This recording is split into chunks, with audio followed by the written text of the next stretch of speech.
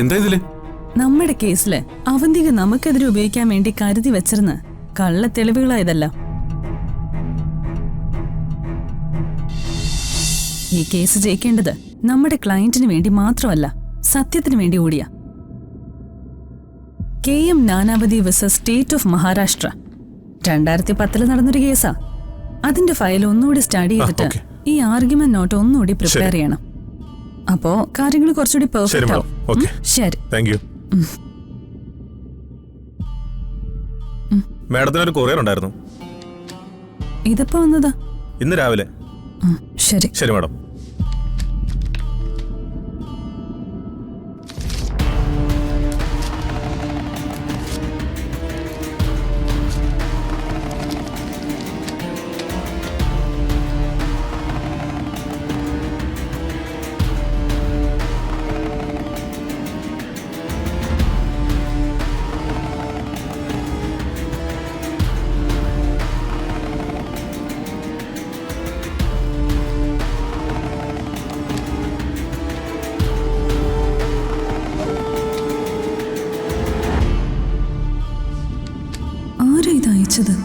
ഇതിന്റെ from address ഇല്ലല്ലോ.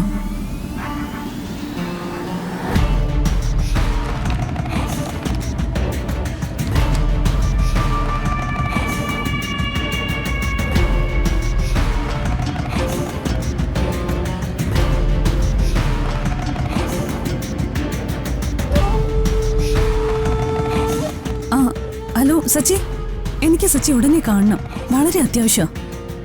അങ്ങനെ പറഞ്ഞ പറ്റില്ല സച്ചി, ഇപ്പൊ തന്നെ കണ്ടേ പറ്റൂ. അതൊക്കെ ഉണ്ട്, ഇല്ല ഞാൻ നേരിൽ കാണുമ്പോ പറയാം.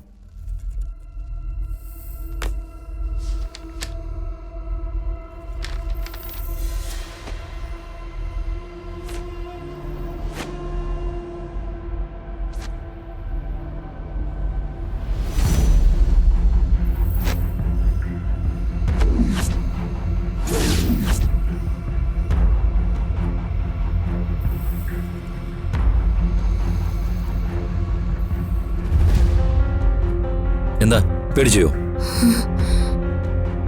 എന്തിനാ പേടിക്കുന്നേ? അത് പിന്നെ പെട്ടെന്ന് രാജീവിനെ മുന്നേ കണ്ടപ്പോ.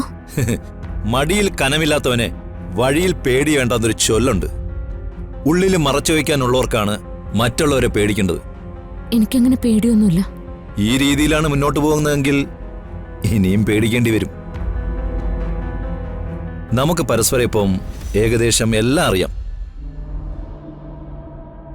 മരണത്തിന്റെ അറ്റത്തുനിന്നും ജീവിതത്തിലേക്ക് എന്നെ തിരിച്ചു കൊണ്ടുവന്നതിൽ പ്രധാന പങ്കുവച്ചത് സമൃദ്ധയാണ്. ഒരു സഹോദരിയുടെ സ്ഥാനം തന്നെ സമൃദ്ധയ്ക്ക് ഞാൻ മനസ്സിൽ തന്നിട്ടുണ്ട്. അതെനിക്കറിയാം. പക്ഷേങ്കിലും അടിസ്ഥാനപരമായി ഞാനൊരു പോലീസുകാരനാണ്. അതിനേക്കാൾ ഉപരി എന്റെ അളിയനാണ് ഗോകുൽ. ഒരേ സമയം ന്യായം നടപ്പാക്കാനും ഗോകുലിന്റെ ജീവിതം തകർന്നു പോകാതിരിക്കാനും എനിക്ക് മുൻകരുതലെടുത്തേ പറ്റൂ. അതിന് നമുക്ക് തമ്മിൽ സംസാരിക്കണ്ടേ? എനിക്കൊന്നും അറിയില്ല. ഇങ്ങനെ ഒളിച്ചോടിയാ എത്ര ദൂരം ഓടും? എവിടെ വരെ ഓടും? ഒടുവിൽ എവിടെയെങ്കിലും ഇടിച്ചു നിൽക്കും. പിന്നെ സംഭവിക്കുന്നത് സർവ്വതിന്റെയും തകർച്ചയിൽ. അത് ഓർമ്മ വേണം. ഇപ്പൊ പോയിക്കോ. പക്ഷെ സമൃദ്ധ എന്നെ എന്നോട് സംസാരിക്കാൻ തീരുമാനിക്കുന്ന ഒരു ദിവസം വൈകാതെ വരും. കാത്തിരിക്കാൻ ഞാൻ തയ്യാറാണ്. സമയവും സ്ഥലവും സമൃദ്ധ എന്നെ തീരുമാനിച്ചാൽ മതി.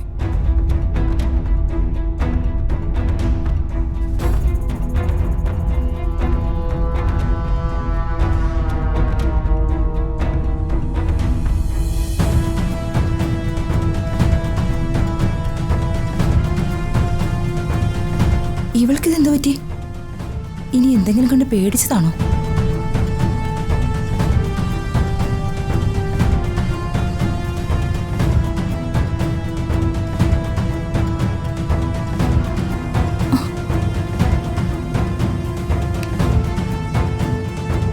ഈശ്വര, ഇയാളിനി അവളോട് എന്തെങ്കിലും.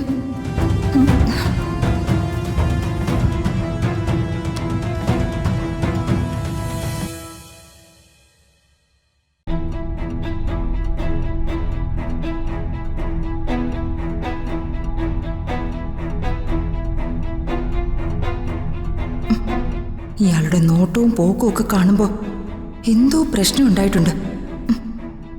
എന്റെ ദൈവമേ.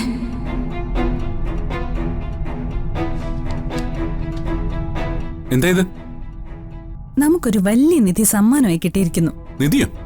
അതെ, ഇത് നിറയെ ആയുധങ്ങളാ. ശത്രുവിനെ തോൽപ്പിക്കാനുള്ള ആയുധങ്ങൾ.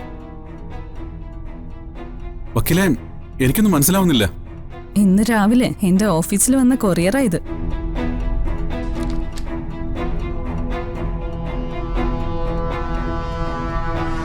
എന്താ ഇതില്? നമ്മുടെ കേസില് അവന്തിക നമുക്കെതിരെ ഉപയോഗിക്കാൻ വേണ്ടി കരുതി വെച്ചിരുന്ന കള്ള തെളിവുകളായതല്ല.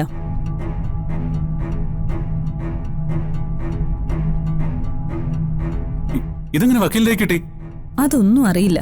ആരാണിത് അയച്ചു തന്നതെന്ന് ഫ്രം അഡ്രസ്സും ഇല്ല. നമുക്കെതിരെ പ്രയോഗിക്കാൻ മുൻകൂട്ടി അവന്തിക തയ്യാറാക്കി വച്ചിരുന്ന തെളിവുകളുടെ ഫോട്ടോ കോപ്പികളായതല്ല.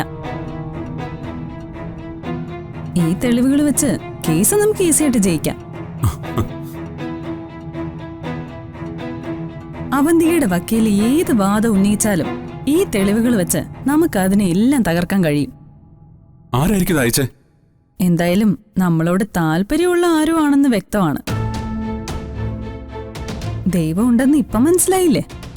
ദൈവം നേരിട്ടതുപോലെ ഫോട്ടോ കോപ്പി എടുത്ത് കവർണത്താക്കി കൊറിയർ ഓഫീസിൽ കൊണ്ടു കൊടുക്കില്ലല്ലോ. അതിനൊരു മനുഷ്യാവതാരം വേണ്ടേ? അവന്തികയുടെ പാളയത്തിൽ നിന്ന് ആരാണ് നമ്മളെ സഹായിക്കാൻ അങ്ങനെ ഒരാള്? അതിനെക്കുറിച്ച് ആലോചിച്ച് എനിക്ക് ഒരു എത്തും പിടിയും കിട്ടുന്നില്ല. പക്ഷെ ഒരു കാര്യം ഉറപ്പാ, ഒന്നുകിൽ സച്ചിയുടെയും കുടുംബത്തിന്റെയും നന്മയും വിജയവും ആഗ്രഹിക്കുന്ന ഒരാൾ അവന്തികയുടെ പക്ഷത്തുണ്ട്, അല്ലെങ്കിൽ എല്ലാം അറിയുന്ന മറ്റൊരാൾ. ശത്രുവിന്റെ മടയിൽ കയറി ഇതുപോലുള്ള തെളിവുകൾ കണ്ടെടുത്ത് നമുക്ക് എത്തിച്ചു തരാനുള്ള കഴിവും അയാൾക്കുണ്ട്.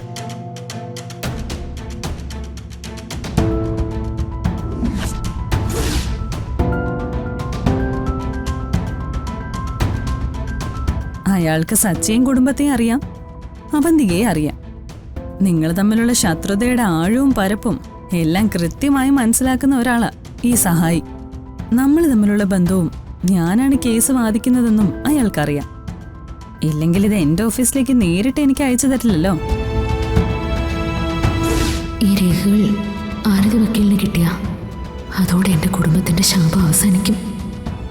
നമ്മളെ അറിയുന്ന ഒരാൾ, എന്നാൽ നമുക്കറിയാത്തൊരാൾ. ആരായാലും അയാളുടെ ആയുസ്സിനും നന്മയ്ക്കും വേണ്ടി ഞാൻ ദൈവത്തോട് പ്രാർത്ഥിക്കുന്നുണ്ട്. തീർച്ചയായിട്ടും പ്രാർത്ഥിക്കണം. കാരണം അവരയച്ചു തന്ന ഈ തെളിവുകളാ നമ്മുടെ കേസ് വിജയിപ്പിക്കാൻ പോകുന്നത്.